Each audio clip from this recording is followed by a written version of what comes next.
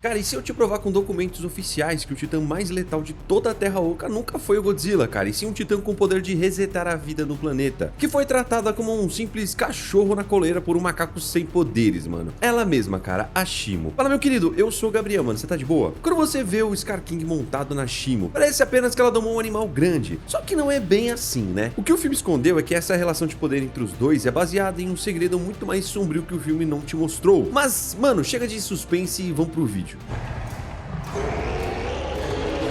Então, o primeiro passo aqui é deixar de lado essa imagem de ingênua em uma simples serva do Scar King. A Shimo tem mais de 140 metros de altura quando fica sobre as patas traseiras. Você tem noção, cara, do que é isso na prática? O Godzilla mesmo, naquela versão evoluída, né, a cor de rosa e carregado de radiação, bate ali na casa dos 119 metros. É uma diferença de escala absurda. Quando você vê os dois se encarando na tela do cinema, em vários ângulos fica muito claro que o Godzilla precisa erguer a cabeça para poder olhar nos olhos dela. E a disparidade não para apenas na altura, mano. O peso dela não foi cravado oficialmente nos manuais da Monarca, mas o Adam Wingard afirmou: Shimo é tão grande que tudo que o Godzilla pode fazer em certo ponto é simplesmente atacar ela. Na novelização, quando o Godzilla tá ao lado dela, ele é descrito como apenas de tamanho médio, como uma baleia jubarte ao lado de uma baleia azul. O corpo dela não é feito de carne e osso convencional, que a gente costuma ver nos outros monstros. Ela é revestida, cara, por uma grossa placa de gelo permafrost e escamas cristalizadas que funcionam como uma armadura natural extremamente espessa. Se você reparar bem nos closes do filme, o design dela foi pensado para refletir uma verdadeira geleira viva, cara. Ela é cheia de ângulos pontiagudos que machucam qualquer um que tente morder ou agarrar ela. Inclusive, eu fico pensando como é que o Scar King ficou sentado em cima dela esse tempo todo, mano. E tem um detalhe de anatomia e movimentação que muita gente deixa passar batido, né? Ela anda de 4 na maior parte do tempo.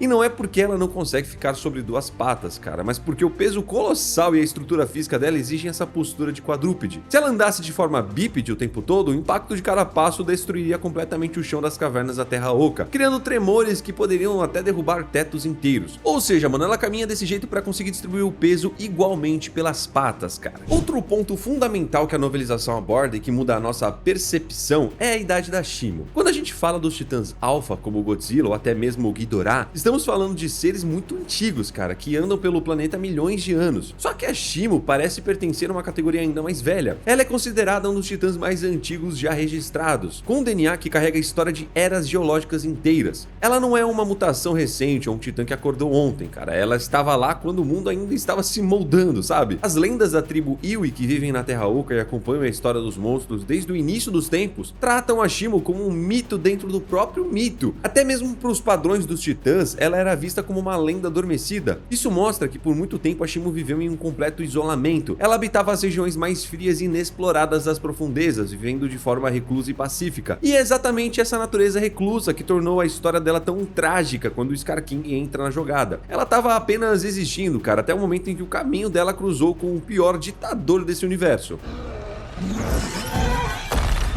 Inclusive agora é onde separa quem só assistiu o filme pra ver porradaria de quem realmente entende a lore a fundo. A arma principal da Shimo não é um simples cuspir gelo, como se fosse um freezer, sabe? O que ela faz biologicamente é muito mais complexo e infinitamente mais perigoso. O sopro da Shimo funciona reduzindo a temperatura das moléculas ao redor, a um ponto tão extremo que elas simplesmente param de se mover. Na física, cara, isso é o mais próximo que se pode chegar do zero absoluto. Quando você compara isso com o clássico raio atômico do Godzilla, a coisa fica absurda, né, cara? E nem tô exagerando. O raio do Godzilla é o quê, mano? Radiação e calor extremo, certo? Ele derrete os prédios, ele queima a pele dos inimigos, ele perfura até o manto da terra se ele quiser. Só que o raio da Shimo faz o caminho inverso. Ela anula a energia. No momento em que o sopro dela encosta no raio do Godzilla durante o filme, não é só uma briga de cores, cara, é uma anulação térmica. O raio dela tem o poder de parar o raio mais destrutivo do planeta. E não é à toa, cara, que no filme a gente não consegue ver essa disputa de poderes, que nem a gente conseguiu ver com Godzilla contra o Mecha Godzilla, né? Porque provavelmente o Godzilla ia perder, né, cara? E é por isso que o Godzilla jamais poderia enfrentar ela do jeito que ele enfrentou o Kong ou o casal de Mutos, por exemplo. Ele sabia do potencial da Shimo, por isso ele precisava se preparar de uma forma que nunca tinha feito antes. Pensa comigo agora, cara, se a Shimo é essa montanha gigante de músculos e cristais de gelo cortante, como um macaco magricelo feito Scar King conseguiu colocar uma coleira nela? Se você assistiu ao filme prestando atenção de verdade na dinâmica entre os dois, você percebeu rapidamente que o Scar King é muito mais rápido que ela, né, e extremamente cruel. E querendo ou não, tem um exército exército de macacos à disposição dele. Mas num combate direto contra a Shimo, ele com certeza seria varrido da existência com o único movimento dela. Mano, então, o Scar King não conquistou a obediência da Shimo na pancadaria, cara. A novelização detalha perfeitamente como a mente distorcida do Scar King funciona. Ele definitivamente não é o titã mais resistente do Monstroverso, isso é lógico. Ele não aguenta o tanto de pancada que o Godzilla aguenta, por exemplo. Mas ele com certeza absoluta é o titã mais manipulador e inteligente que já pisou naquelas cavernas da Terra Oca. Ele conseguiu subjugar a Shimo usando a sua inteligência e explorando a situação que ela se apresentava. A grande questão que fica martelando na nossa cabeça enquanto o filme roda é por que ele fez tanta questão de manter justo a Shimo acorrentado num poço de lava. Ele poderia ter focado o tempo dele em construir mais armadilhas, né, em forjar armas melhores, mas não, mano, a obsessão dele sempre foi a Shimo. Ele dedicou a vida dele naquelas profundezas, a manter ela sob controle. E o motivo disso, cara, é a revelação mais importante que esse universo já nos entregou até hoje. Se liga. Você lembra que o Godzilla é conhecido e reverenciado pelas civilizações antigas por manter o equilíbrio do mundo, né? A fundação dele é clara. Ele aparece, resolve o problema na superfície, garante que a natureza siga seu curso normal e volta pra dormir no fundo do mar. Ele é a balança do planeta, de certa forma. Só que a novelização oficial confirma, cara, com todas as letras, um evento de nível de extinção global que o filme apenas menciona super rápido. A Shimo não é só um titã, cara, é com um raio de gelo legal. Ela foi criada da última era do gelo no nosso planeta mesmo. Ou seja, cara, não foi uma mudança climática natural da Terra. Não foi a inclinação do eixo do planeta mudando de forma aleatória. Não foi um meteoro gigante que levantou poeira e cobriu a luz do Sol por milhares de anos. Foi ela, cara. Foi a Shimo que fez aquele congelamento global que moldou a posição dos continentes, que dizimou espécies e quase acabou com a vida na Terra há milênios. Foi tudo obra do poder descontrolado dela. Então aqui ela deixa de ser um simples animal gigante que foi domesticado para se tornar uma força primordial de natureza capaz de resetar o planeta inteiro sozinha, se ela quiser. Igual eu falei no começo do vídeo, você lembra?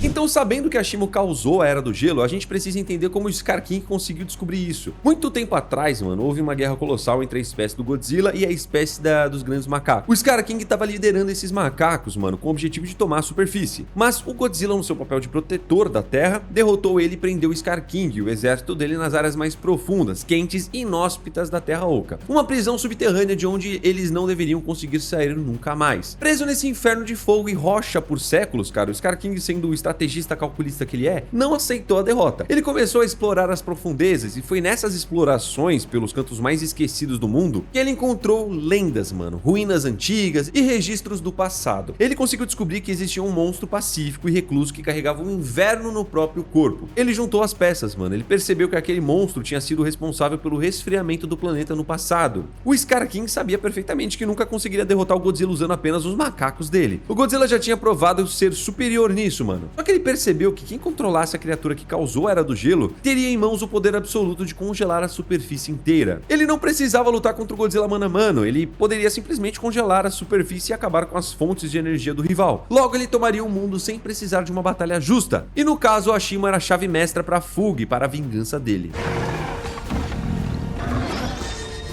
Só que sabendo dessa capacidade absurda da Shimo de resetar o clima do mundo, o Scar King tinha um problema enorme nas mãos, né, mano? Como é que ele vai prender um monstro que é infinitamente maior e mais perigoso que ele, cara? Ele precisava de uma coleira inquebrável, certo? Algo que uma criatura como ela não conseguisse ignorar. E a resposta pra isso, cara, veio na forma daquele cristal brilhante na ponta do chicote dele, cara. Os arquivos de produção e os textos da novelização deixam claro que aquele cristal azulado é um fragmento raríssimo de energia concentrada que ressoa na exata frequência da estrutura celular e nervosa da Shimo. Tem suposições também que falam que poderia ser até um fragmento da coluna da própria Shimo. Só que ele faz isso causando uma dor paralisante, cara. Ele praticamente derrete o sistema nervoso central dela de tanta dor. Imagina um apito que adestra cachorro, cara. Só que ao invés de emitir um som irritante, ele dispara um choque de agonia direto na espinha da criatura. E aí, meu querido, não adianta ter a pele mais dura e resistente do mundo, cara. Se a dor nasce de dentro pra fora, queimando as suas terminações nervosas. E é exatamente por isso que você consegue ver aquela criatura colossal e poderosa se encolhendo, cara, recuando e choramingando de dor quando o Scar King apenas levanta o chicote e aponta o cristal na direção dela. Ele não precisava encostar o chicote nela, cara. Só a proximidade do cristal ativado já era o suficiente para poder apavorar a coitadinha. Ele transformou a agonia em uma ferramenta de obediência total, cara. Isso mostra a crueldade doentia do vilão. Se você prestar muita atenção nas expressões dela no filme, você nota como a Shimo tem um olhar triste e derrotado o tempo todo. Ela não era um monstro ruim querendo destruir cidades porque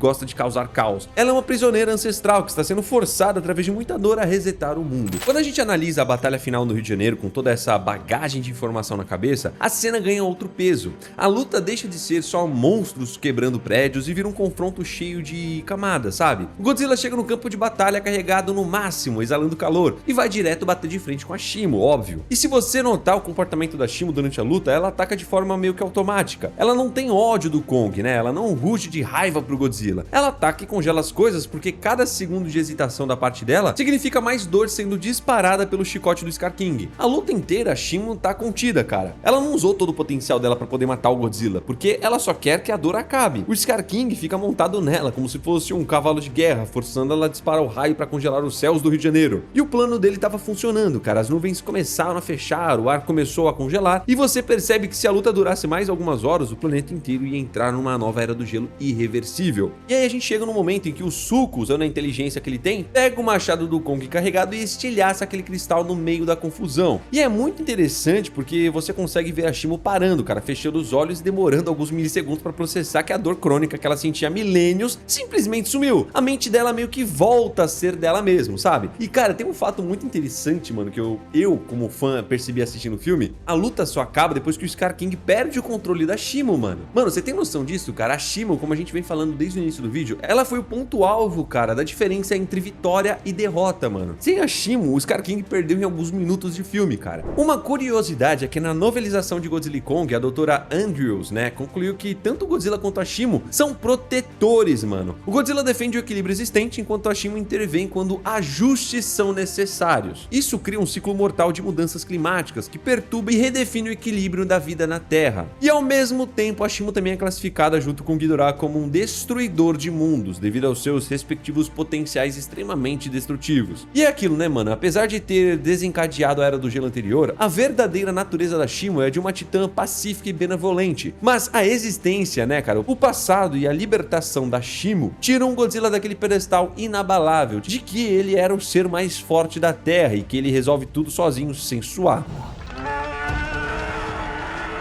Já deixa o like e segue o canal. Fique com Deus, um abraço a nós. Tchau.